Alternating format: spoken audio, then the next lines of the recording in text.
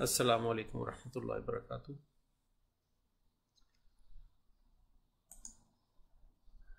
आज की क्लास शुरू करते हैं। इससे पहले कि हम आगे कुछ शुरू करें, पिछला आपने कुछ कल जो पढ़ा था, परसों पढ़ा था, उसको रिवाइज़ किया होगा। उसमें अगर कोई प्रॉब्लम है, कोई मसला है, तो वो पहले डिस्कस कर लेते हैं।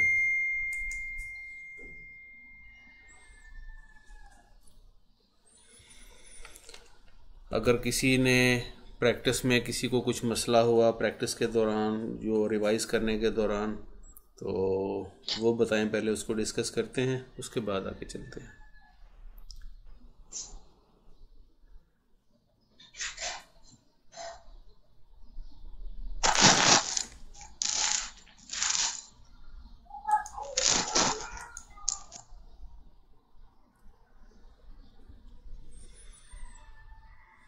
No questions?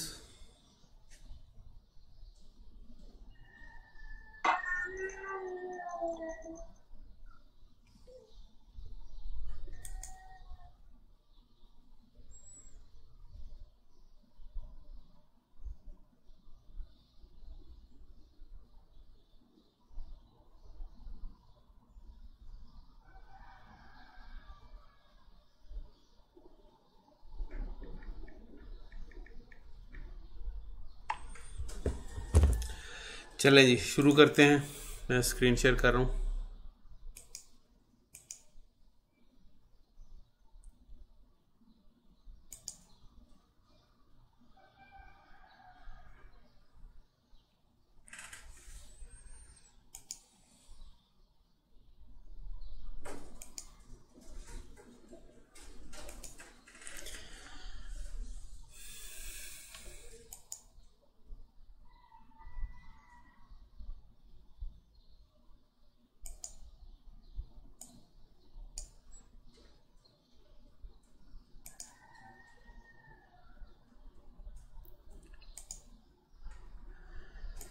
ये माइक्रोसॉफ्ट वर्ड मैंने खोल लिया। इसमें बस एक दो चीज़ें और करनी है, इसके बाद हम आगे चलते हैं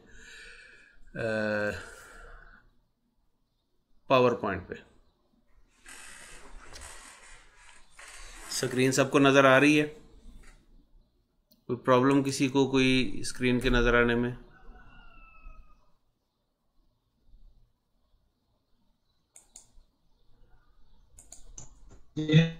हाँ सर, नजर आ रही है। जी सर, नजर आ रही है। नवीद, म्यूट करो अपना।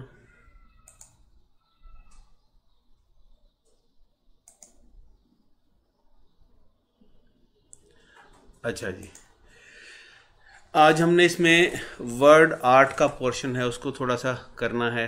एक दो चीज़ें और हैं, वो करनी है। उसके बाद हम पावर पॉइंट पे शिफ्ट करते हैं।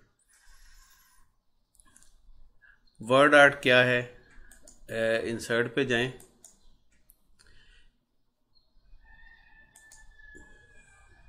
इंसर्ट के अंदर जाएंगे तो यहाँ राइट साइड पे देखें, ये वर्ड आर्ट लिखा नज़र आ रहा है।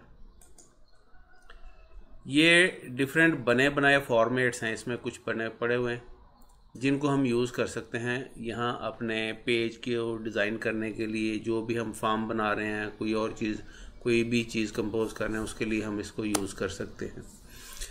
तो इसमें से कोई भी एक आप पकड़ लें।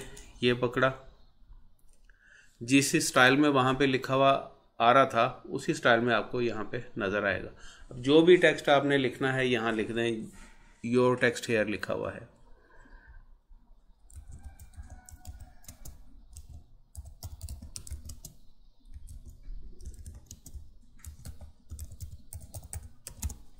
ये लिख दिया जी। इसका फ़ॉन्ट साइज़, सारी फॉर्मेटिंग आप एज़ इट इज़ जैसे पहले आपने किया उसी तरह चेंज कर सकते हैं। जब आप इसको रीसाइज़ करेंगे, रीसाइज़ के लिए वही जो आपको बताया था, उसमें शेप्स में भी बताया था और हमने और भी कई जगहों पे पढ़ा हुआ है। ये प्लेस होल्डर हैं, प्लेस होल्डर से पकड़ के आप इसको रीसाइज़ कर सकते हैं। और अगर कोने से पकड़ेंगे तो जो दो साइडें उस कोने से कनेक्टेड हैं उन दोनों साइडों से आप इसका साइज़ चेंज कर सकते हैं। ये आप करेंगे अपनी रिक्वायरमेंट के मुताबिक। अब यहाँ पे मैंने ये कर दिया, जैसे ही मैंने ये वर्ड आर्ट का यहाँ पे कोई चीज़ ऐड की, ऊपर बार पे देखें ज़रा, ये वाला जो रिबन है हमारा, ये पूरे का पूरा रिबन चेंज हुआ नज़र आ रहा है आपको।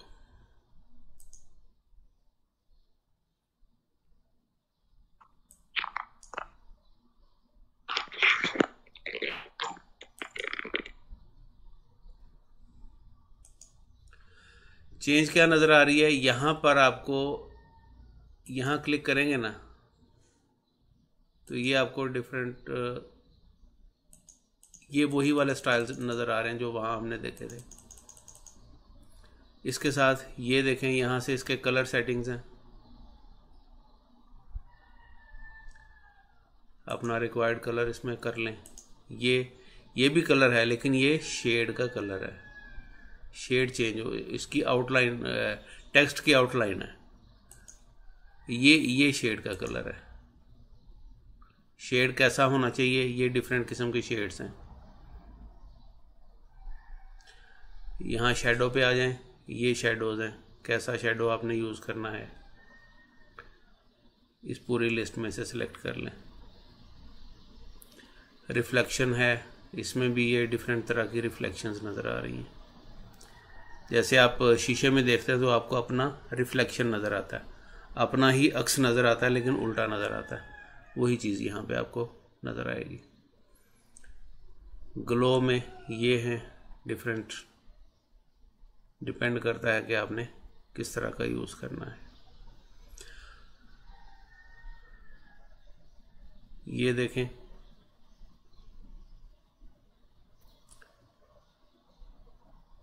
ये टेक्स्ट जो मैंने सेलेक्ट किया हुआ है, फ़ॉन्ट साइज़, फ़ॉन्ट इसका जो है, फ़ॉन्ट थोड़ा सा बारीक किस्म का फ़ॉन्ट है। फ़ॉन्ट ऐसा सेलेक्ट कर लेते हैं जो थोड़ा सा मोटा हो, ताकि हमें इन डिज़ाइंस को अप्लाई होता हुआ सही तरह से हमें नज़र आए।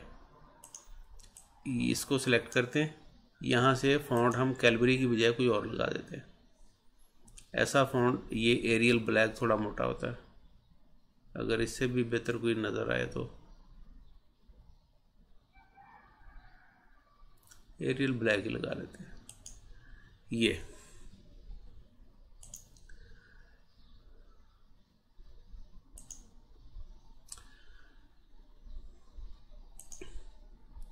ये सामने अपने फॉर्मेट पे चले जाना। जब इसको सिलेक्ट करेंगे ऊपर फॉर्मेट वाला ये टैब खुद ब खुद आ जाएगा। यहाँ आने के बाद आपने इसको सिलेक्ट करना है और फिर वही चीज़ यहाँ से जाके आप इसको,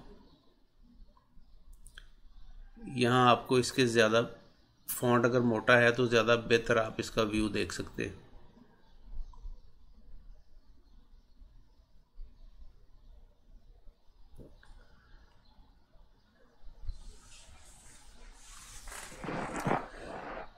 रोटेशन है, आप इसको थोड़ा रोटेशन में रख के, जैसे ये है, ये डिफरेंट सारी ऑप्शंस यहाँ मौजूद है। आपने सिर्फ सेलेक्ट करना है कि कौन सी ऑप्शन आप इसके लिए यूज़ करना चाहते हैं।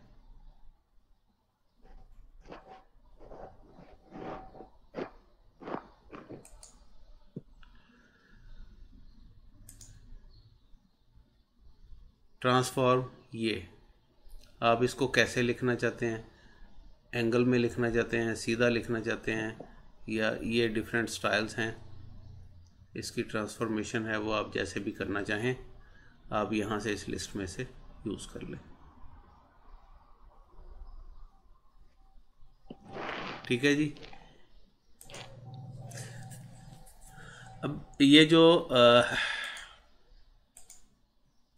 उसमें से मैंने उसको अप्लाई नहीं किया,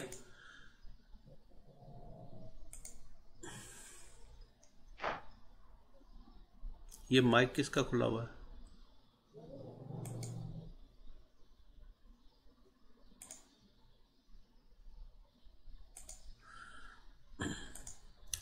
ये वर्ड आर्ट है जिसमें डिफरेंट ऑप्शंस हैं और आप उसको यूज़ कर सकते हैं। ये शेप आउटलाइन है, ये काफ़ी सारी ऑप्शंस आपको इसमें खुद ही एक्सप्लोर करेंगे, आपको बहुत सारी ऑप्शंस मिलेंगी। ये शेप इफ़ेक्ट्स है, ये डिफरेंट, आप सिर्फ आप इसको एक दफ़ा एक्सप्लोर करें, सारी चीज़ों को खोल के देखें, आपको खुद ब खुद अंदाज़ा हो जाएगा कि आप इसमें क्या क्या ऑप्शंस आ रही हैं और कैसे कैसे। ये जो जिस बॉक्स के अंदर ये लिखा हुआ टेक्स्ट, उसकी आउटलाइन का कलर है, ये आउटलाइन उसकी कैसी होनी चाहिए। तेरी मम्मा ना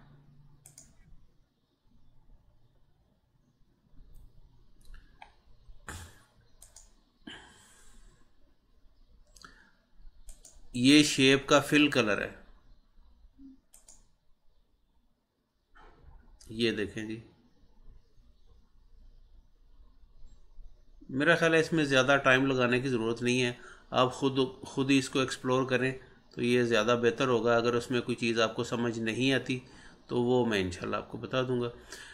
अब इसमें एक चीज़ ये हो सकती है कि जैसे शेप्स के लिए या जो आप लोगो लगाते हैं, कोई भी इमेज यहाँ इंसर्ट करते हैं, उसके लिए जिस तरह ऑप्शन होती है ना कि आपने उसको बिहाइंड टेक्स्ट रखना है या इन फ्रंट ऑफ टेक्स्ट रखना है, सेम वैसे ही आप वर्ड आर्ट के लिए भी यूज़ करेंगे। ये वर्ड आर्ट हमने सेलेक्ट किया हुआ है, जब वो ऑप्शन आप यूज़ करें तो वर्ड आर्ट को सिलेक्ट होना चाहिए। सिलेक्ट करने के बाद यहाँ आपको ये सारी ऑप्शंस मिल जाएंगी, बिहाइंड टेक्स्ट है, इन फ्रंट ऑफ टेक्स्ट है या स्केयर है, इसमें ये डिफरेंट ऑप्शंस आ रही हैं। दोनों दस दे या काम कराना।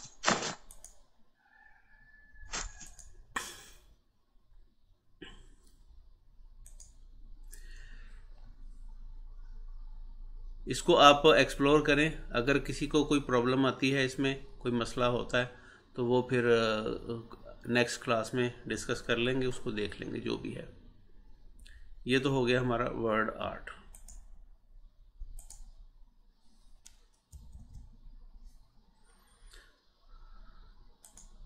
अब इसको मैंने कुछ भी नहीं किया, तो ये अभी आपको थोड़ा सा इसका मैं वो रैपिंग का दिखाता हूँ। यहाँ कुछ टेक्स्ट ऐड कर लेते हैं।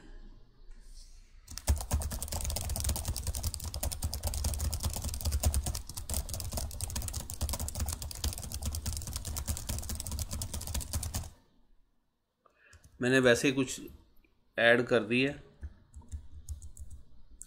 टेक्स्ट ऐसे ही रैंडमली लिख दिया। अब ये जो वर्ड आर्ट हमारा है, ये हमारा आ रहा है इन फ्रंट ऑफ टेक्स्ट। अगर आप ये चाहते हैं कि ये वर्ड आर्ट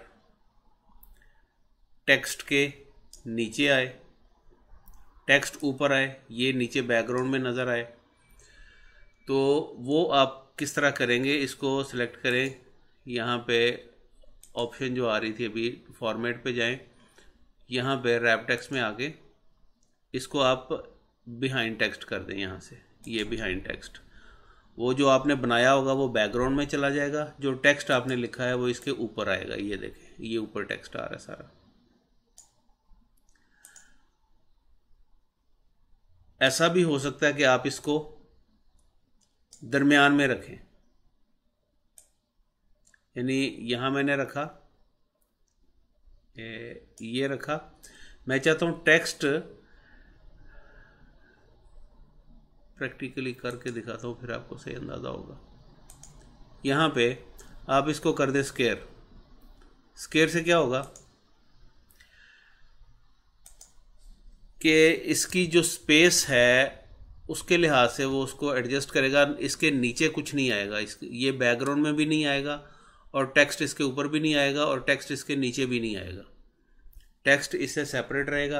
अगर मैं इसको मूव करता हूँ वर्ड आर्ट को किसी दूसरी जगह पे, थोड़ा नीचे मूव करता हूँ, तो आप देखेंगे लाइनें जो हैं, बाकी टेक्स्ट जो है उसके मुताबिक खुद ब खुद एडजस्ट हो जाएगा। ये देखें, लेकिन ना इसकी बैकग्राउंड पे कुछ जाएगा, ये टेक्स्ट के पीछे भी नहीं जाएगा और ये टेक्स्ट के ऊपर भी नहीं आएगा। जहां आप इसको रखेंगे उसके ऊपर नीचे बाकी वाला सारा टेक्स्ट एडजस्ट हो जाएगा।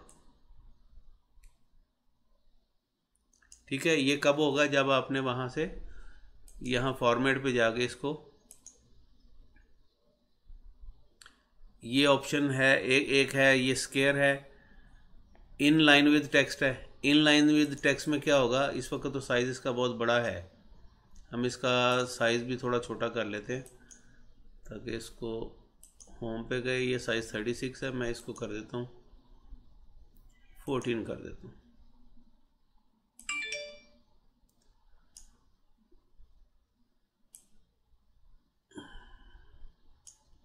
ये है। अब इसको जहाँ भी आप रखेंगे ना, ये टेक्स्ट के साथ लाइन में आएगा, यानी ये देखें, जहाँ आप इसको रखेंगे उसके आगे पीछे टेक्स्ट हो जाएगा, लेकिन वो लाइन जो टेक्स्ट की चल रही है उसी लाइन के अंदर ये आ जाएगा।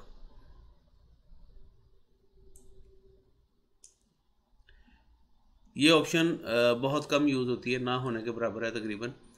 और स्केयर वाला यहाँ आपको सही समझ आएगा। अभी इसका टेक्स्ट साइज़ छोटा कर दिया ना, तो यहाँ पे स्केयर को सिलेक्ट करें। स्केयर में ये होगा कि इसके दोनों तरफ जो है जगह स्केयर की शक्ल में खाली छोड़ देगा और टेक्स्ट को इसके चारों तरफ एडजस्ट कर देगा। इसके नीचे भी नहीं आएगा, इसके ऊपर भी नहीं आएगा। जहाँ भी आप इसको वर्ड आर्ट को रखेंगे उसके चारों तरफ टेक्स्ट को एडजस्ट कर देगा, इसके ऊपर या नीचे नहीं आएगा टेक्स्ट।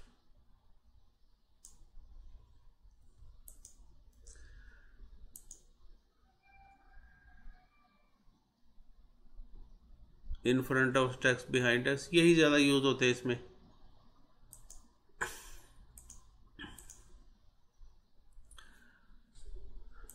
अच्छा, ये चीज़ें जो मैंने अभी आपको बताई हैं रैप टेक्स्ट के बारे में, ये सारी चीज़ें, यही सारी चीज़ें आपकी शेप्स के ऊपर भी अप्लाई होंगी। शेप्स को भी आप इसी तरह एडजस्ट कर सकते हैं। और शेप्स के अलावा जो आप लोगोज़ वगैरह या फ़ोटोज़ वगैरह इंसर्ट करते हैं इसमें, वो भी सेम एज इट इज़ ही आप उसको टेक्स्ट के ऊपर एडजस्ट कर सकते हैं। आप उसको इन फ्रंट ऑफ टेक्स्ट कर सकते हैं, बिहाइंड टेक्स्ट कर सकते हैं, स्केयर कर सकते हैं, इन लाइन विद टेक्स्ट कर सकते हैं। ये सारा कुछ आप उसके ऊपर अप्लाई कर सकते हैं। उसको आप खुद ही अब देख लें, मुझे दोबारा रिवाइज करने की ज़रूरत नहीं है।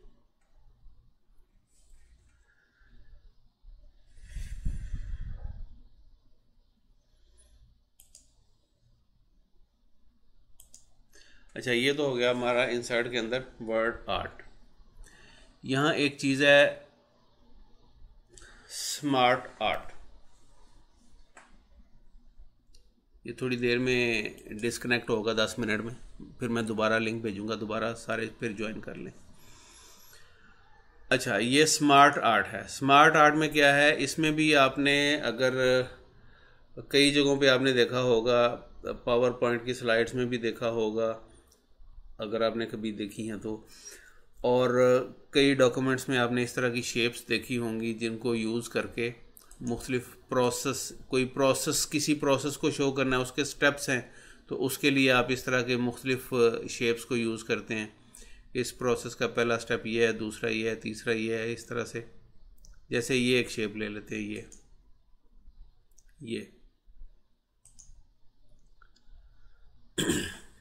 ये शेप यहाँ पे ये छोटी सी इंसर्ट हुई है, लेकिन आप इसको पकड़ के यहाँ नीचे ले आएं, इसका साइज़ बड़ा कर लें। इसके ऊपर भी वही चीज़ें अप्लाई होंगी जो टेक्स्ट वाली आपको बताई ना, behind text, in front of text, वो सारे का सारा इसके ऊपर भी अप्लाई होगा एज इट इज़। इसके ऊपर आप राइट क्लिक करें, यहाँ भी आपको वो चीज़ मिलेगी।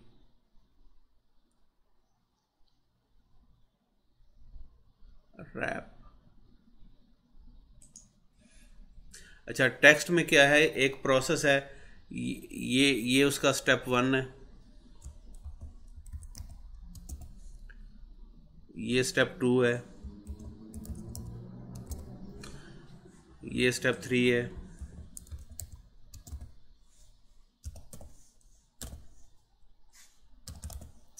इसी तरह से सारे स्टेप्स आप डिफाइन करते जाएंगे। ये पीछे जो लाइन नज़र आ रही है, लाइन इस चीज़ को इंडिकेट कर रही है कि किस स्टेप के बाद कौन सा स्टेप है। इस तरह से ये पूरी एक डायग्राम बन जाएगी और इसमें आपका वो पूरा प्रोसेस जो है वो शो हो रहा होगा कि ये प्रोसेस कंप्लीट तब होगा जब इन सारे स्टेप्स को आप कंप्लीट करेंगे। पहला स्टेप ये है, दूसरा ये है, तीसरा ये है, चौथा ये सारा इस तरह से है। और इसमें भी आगे डिफरेंट शेप्स आपको यहाँ ऊपर नज़र आएंगी। ये जो बॉक्सेस बने नज़र आ रहे हैं किस तरह के होने चाहिए, ऐसा बॉक्स हो, ऐसा हो, ऐसा हो, ये डिफरेंट आपको स्टाइल्स नज़र आ रहे हैं। तो यहाँ से आप उनकी भी सिलेक्शन कर सकते हैं। इसमें आप डाउन जाएंगे तो और आपको इस शेप्स नज़र आ जाएंगी।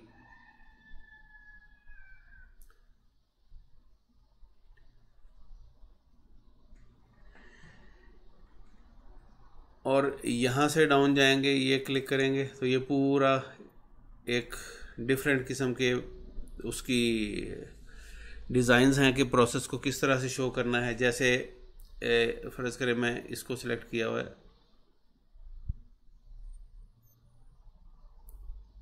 ये वाला कि पहला स्टेप ये है, दूसरा ये, तीसरा ये, और सारे कंप्लीट करके ये एक प्रोसेस है।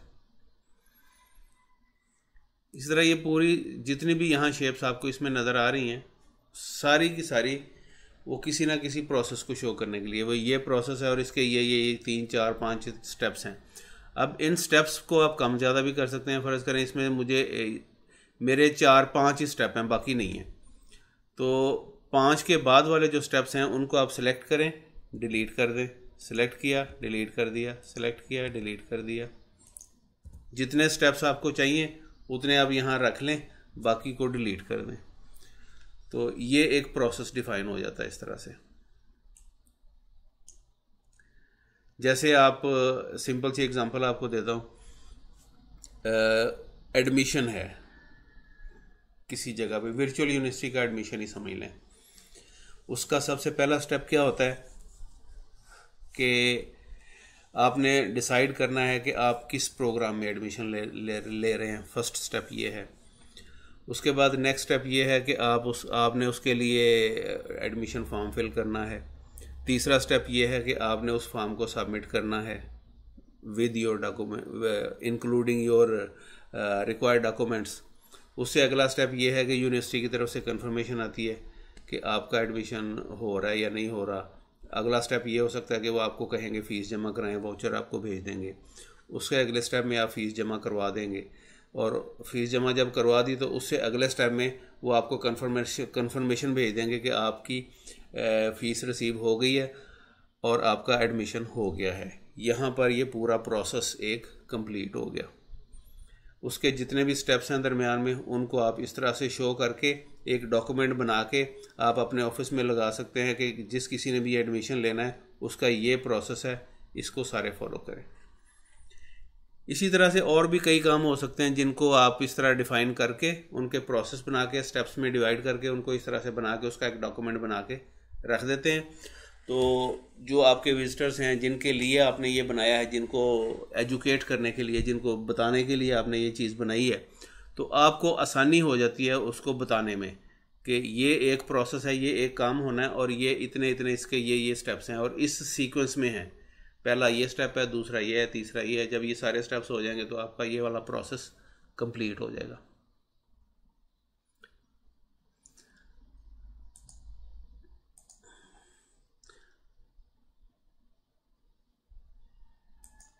इसमें किधर गया स्मार्ट आर्ट, ये ऑल पे जाएंगे, ये और भी बहुत सारी इसमें आपको चीज़ें नज़र आएंगी। प्रोसेस मैंने सेलेक्ट किया था।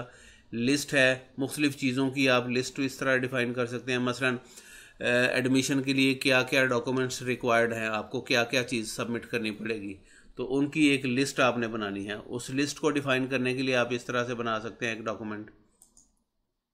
ये बनाया, सिलेक्ट किया, ओके। इसमें यहाँ पे आप कोई पहले सर्कल के अंदर अपना कोई लोगो लगा लें, जो भी लगाना है, और यहाँ पर आप टेक्स्ट लिख दें क्या क्या डॉक्यूमेंट रिक्वायर्ड है। एडमिशन फॉर्म चाहिए,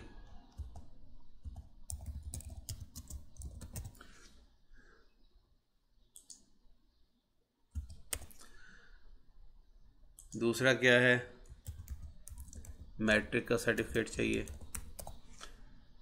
तीसरा क्या है, इंटर का चाहिए। अब इसमें आपको और भी स्टेप्स डिफ़ाइन करने हैं। तो क्या करेंगे, इसमें मज़ीद ऐड कर लें, राइट क्लिक करें, add shape, add shape after और बिफोर, आफ्टर, ये एक और ऐड हो गया। और स्टेप चाहिए, ऐड शेप आफ्टर। इसी तरह जितने भी आप इसमें स्टेप्स ऐड करने हैं, ये एक लिस्ट बन गई कि ये चीज़ें रिक्वायर्ड हैं। आप चाहें तो ये जो सर्कल्स बने हुए हैं इनमें आप नंबरिंग उनकी कर दें, नंबर 1 2 3 4। यहाँ ये पिक्चर के लिए वो पूछ रहा है पिक्चर, लेकिन आप उसको नंबरिंग से भी डिफ़ाइन कर सकते हैं। कोई यहाँ पे हर स्टेप पे आप डिफरेंट पिक्चर लगा सकते हैं। मसलन एडमिशन फॉर्म चाहिए, यहाँ पे आप फॉर्म का एक आइकॉन सा बना के वो यहाँ लगा दें। मैट्रिक का सर्टिफिकेट चाहिए, सर्टिफिकेट का यहाँ पे एक छोटा सा बना के लगा दें। यहाँ पे आपको कोई और चीज़ चाहिए उसका यहाँ पे लगा दें। यहाँ पे फीस सबमिट करनी है जो भी है उसका लगा दें। वो सारा एक लिस्ट बन जाएगी कि ये लिस्ट है, ये रिक्वायरमेंट्स हैं। इसमें भी लिस्ट की ये पूरी शेप्स यहाँ पे डिफरेंट किस्म की आपको नज़र आ रही हैं।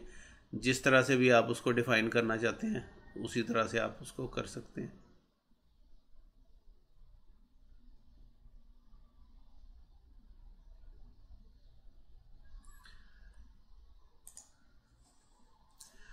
अब इसमें और जो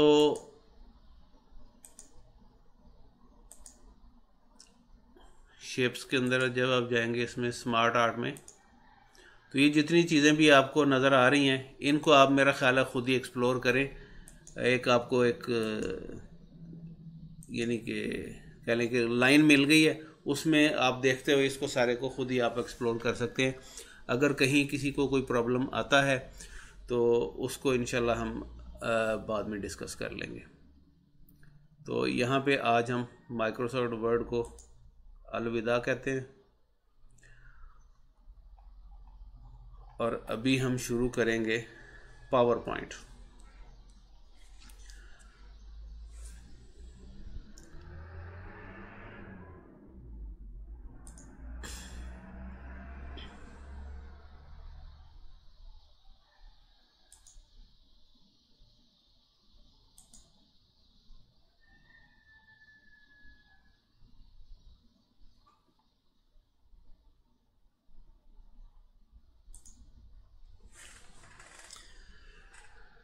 वर्ड को मैं यहाँ क्लोज कर रहा हूँ। अभी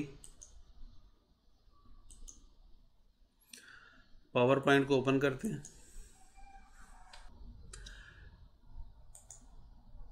स्टार्ट मेन्यू पे जाके इंस्टॉल्ड प्रोग्राम्स की लिस्ट में जाएं, माइक्रोसॉफ्ट ऑफिस में जाएं, यहाँ से आपको पावर पॉइंट मिलेगा, इसको आप ओपन कर लें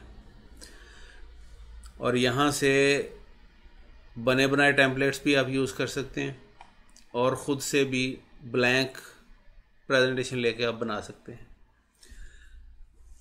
माइक्रोसॉफ्ट वर्ड में जो काम हम करते हैं उसको जब सेव किया जाता है तो उस फाइल को कहा जाता है ये डॉक्यूमेंट है। इसी तरह से जब पावर पॉइंट में काम करेंगे, इसमें जो फाइल बनेगी वो कहलाएगी प्रेजेंटेशन। प्रेजेंटेशन क्या होती है, टीचिंग के दौरान आपने देखा टीचर्स जो हैं बोर्ड को यूज़ करते हैं, बोर्ड को यूज़ करते हैं। जब वो पूरा बोर्ड फुल हो जाता है, जो भी उन्होंने एक्सप्लेन करनी होती हैं चीज़ें, तो फिर वो दोबारा से बोर्ड को अरेज करके फिर से बोर्ड के ऊपर लिखना शुरू कर देते हैं। ये उसी की मॉडर्न फॉर्म है। ये इसमें क्या होता है, प्रेजेंटेशन पहले से बना ली जाती है। जो भी टीचर ने चीज़ें एक्सप्लेन करनी है, जो भी पॉइंट्स डिस्कस करने हैं, जो कुछ भी करना है, उसमें ग्राफिक्स भी यूज़ हो सकते हैं, तस्वीरें भी यूज़ हो सकती हैं और बहुत सारी चीज़ें यूज़ हो सकती हैं। वो सारा कुछ करके यहाँ पे प्रेजेंटेशन में वो सारी चीज़ें ऐड करके उसको शामिल कर लिया जाता है और जब प्रेजेंटेशन दी जाती है तो वो दी जाती है प्रोजेक्टर के ऊपर। आमतौर पे यूज़ करते हैं, उसमें हम प्रोजेक्टर को कनेक्ट कर देते हैं लैपटॉप या डेस्कटॉप के साथ और सामने दीवार के ऊपर या स्क्रीन जो लगाई होती है उसके ऊपर वही आपकी स्क्रीन उसकी प्रोजेक्शन होके आपको वो बड़ी स्क्रीन नज़र आती है पूरी दीवार के ऊपर। और अगर क्लास में या कमरे में ज़्यादा लोग मौजूद हैं तो वो सबके लिए वो विजिबल होती है। यहाँ पर पावर पॉइंट में हम वो प्रेजेंटेशन क्रिएट करेंगे जो वहाँ पर टीचर्स आमतौर पे यूज़ करते हैं लोगों को चीज़ें एक्सप्लेन करने के लिए, या किसी मीटिंग में भी हो सकता है। अगर ऑफिसेज में लोग काम करते हैं तो मीटिंग के दौरान कोई चीज़ एक्सप्लेन करनी है अपने एम्प्लॉयज़ को, तो उसकी भी एक प्रेजेंटेशन बना ली जाती है और वो प्रेजेंटेशन फिर सबको इकट्ठा करके एक जगह बैठा के प्रेजेंटेशन में उनको स्टेप बाय स्टेप एक्सप्लेन कर देते हैं चीज़ें। एक बार में स्क्रीन के ऊपर जो कुछ भी आएगा उसको कहा जाता है ये एक स्लाइड है। एक स्लाइड के बाद दूसरी स्लाइड आती है, फिर तीसरी आती है, फिर चौथी आती है। ये डिपेंड करता है आप जो चीज़ें एक्सप्लेन कर रहे हैं उनकी अमाउंट कितनी है, कितना ज़्यादा डाटा है जो आप उस पर स्क्रीन पे दिखा के आप लोगों को एक्सप्लेन करना चाहते हैं, उस पर डिपेंड करता है। एक प्रेजेंटेशन के अंदर नंबर ऑफ स्लाइड्स कुछ भी हो सकती है। माइक्रोसॉफ्ट वर्ड में आपने देखा, वर्ड में काम करते हुए हम पेजेस बनाते हैं, 1 पेज, 2 पेज, 3 पेज, 4 पेज, सारे, फिर वो सारे कंबाइन होके कहलाते हैं ये एक डॉक्यूमेंट बन गया है, वर्ड का एक डॉक्यूमेंट बन गया है। सेम एज इट इज़ यहाँ पर पावर पॉइंट में जब हम कोई बनाएंगे फाइल तो वो कहलाएगी प्रेजेंटेशन, और उसका जो एक पेज होगा उसको कहा जाएगा ये स्लाइड है। इस वक्त हमारे सामने जो आ रहा है ये एक स्लाइड है।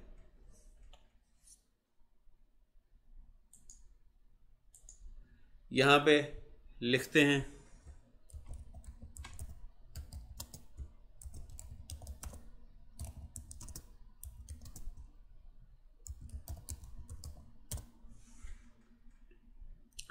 नीचे सब टाइटल उसका दे दें।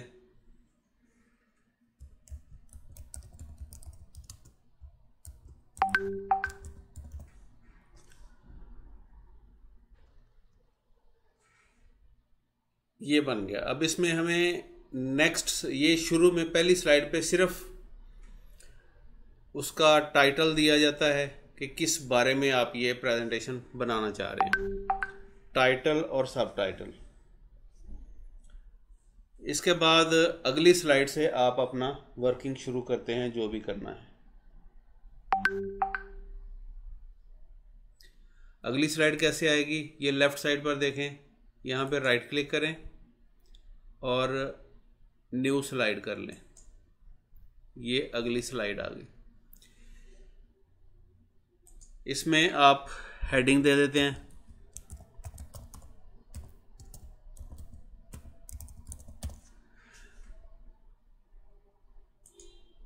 पहला जो ये प्रेजेंटेशन मैं बना रहा हूँ एडमिशन प्रोसेस के बारे में, वर्चुअल यूनिवर्सिटी का एडमिशन प्रोसेस क्या है, उसमें आगे पहली स्लाइड के ऊपर लिख देते हैं क्या क्या डॉक्यूमेंट रिक्वायर्ड हैं।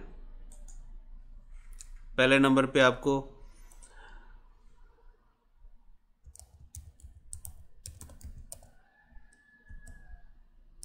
फोटोग्राफ्स चाहिए, 3, 4, 5 जितनी भी हैं। सेकंड स्टेप में सेकंड चीज़ आपको क्या चाहिए,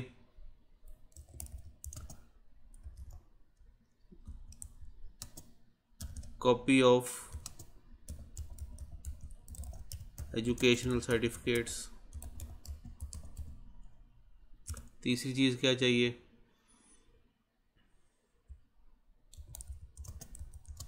कॉपी ऑफ आईडी कार्ड।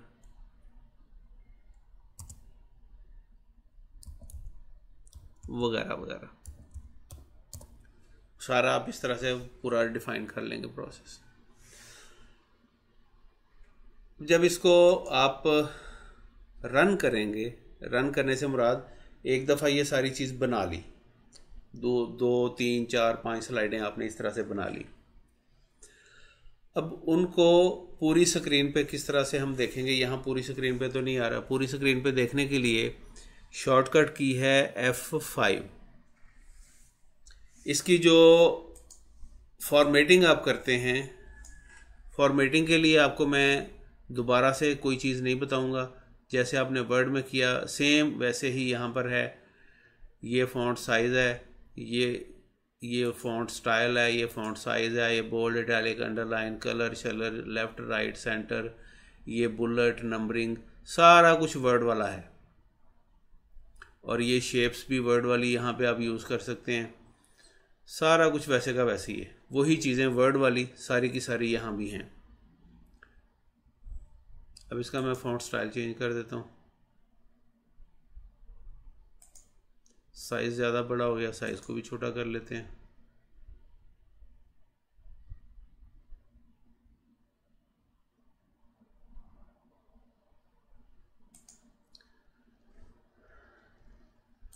और पूरी स्क्रीन पे जब देखना है तो स्लाइड शो उसको बोलते हैं, और F5 इसकी शॉर्टकट की है। ये पूरी स्क्रीन पे आ गया। ये फर्स्ट स्लाइड आ रही है। अगली स्लाइड कैसे आएगी? जब आप माउस को क्लिक करेंगे तो अगली स्लाइड आ जाएगी। जब आप ये चीज़ एक्सप्लेन कर देंगे तो फिर आप माउस को क्लिक करेंगे तो थर्ड स्लाइड आ जाएगी। इस तरह से 3, 4, 5, 6, 7, 8 सारी स्लाइड जितनी भी हैं आप एक एक करके उसको आगे करते जाएंगे और एक्सप्लेन करते जाएंगे। अब सपोज़ मुझे वापस पिछली स्लाइड पे जाना पड़ा, पिछली कोई चीज़ दोबारा किसी ने कोई क्वेश्चन पूछ लिया, जिस चीज़ के बारे में क्वेश्चन पूछा वो पिछली स्लाइड पे है, तो पिछली स्लाइड को दोबारा खोलने के लिए आप राइट क्लिक करेंगे, यहाँ कहीं भी राइट क्लिक करें और प्रीवियस पे चले जाएं, पिछली स्लाइड आ जाएगी। राइट क्लिक करें, प्रीवियस पे चले जाएं। नेक्स्ट पे जाना है तो ये नेक्स्ट, सिंपल नेक्स्ट पे सिंपल क्लिक कर दें या राइट क्लिक करके नेक्स्ट कर दें, अगली स्लाइड पे चला जाएगा कंट्रोल। और इसमें और चीज़ें भी आपको नज़र आएंगी। ये लास्ट व्यूड, यानी जो स्लाइड लास्ट आपने व्यू की है उस पर कंट्रोल चला जाएगा आपका। जूम इन, आप इसको जूम भी कर सकते हैं।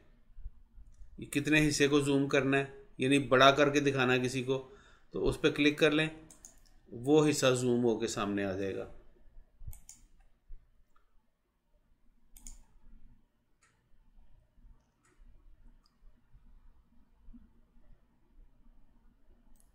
एंड शो करेंगे तो ये स्लाइड शो ख़त्म हो जाएगा। आप दोबारा वापस आ जाएंगे जहाँ पे आप काम कर रहे थे। ठीक है जी, ये थोड़ा सा इंट्रोडक्शन आज करवाया है, इसको आप थोड़ा यूज़ करें, इसमें देखें क्या क्या ऑप्शंस आपको समझ आती हैं, क्या क्या नहीं आती, और मज़ीद इस पे काम करेंगे नेक्स्ट क्लास में। अभी इसमें इसकी कोई असाइनमेंट आपको नहीं देता, असाइनमेंट आपकी वही जो कल दी थी वही आप कंप्लीट करें। नेक्स्ट क्लास तक इंशाल्लाह 3-4 दिन आपके पास हैं। उसमें वो एडमिशन फॉर्म वाली जो असाइनमेंट थी उसको खूबसूरत सा बनाया, उसमें बॉर्डर्स यूज़ करें, ऑटो शेप्स जो हैं उनको यूज़ करें, और टेबल्स को यूज़ करें, वर्ड आर्ट को यूज़ कर सकते हैं, और बाकी सारी जो वर्ड के अंदर सारी ऑप्शंस आपने पढ़ी हैं उनमें से किसी भी चीज़ को यूज़ करके आप बेहतरीन सा फॉर्म बनाएं, तो वो आपकी असाइनमेंट है। अभी इसका मैंने कोई समझे आपको कुछ काम नहीं करवाया पावर पॉइंट का, ये सिर्फ थोड़ा सा इंट्रोडक्शन आपको देना था आज बस।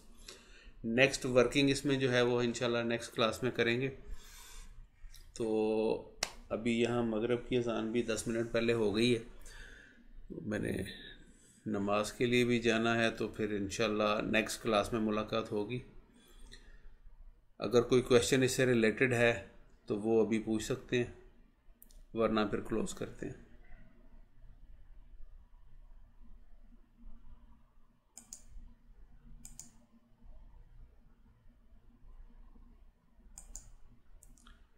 Know questions?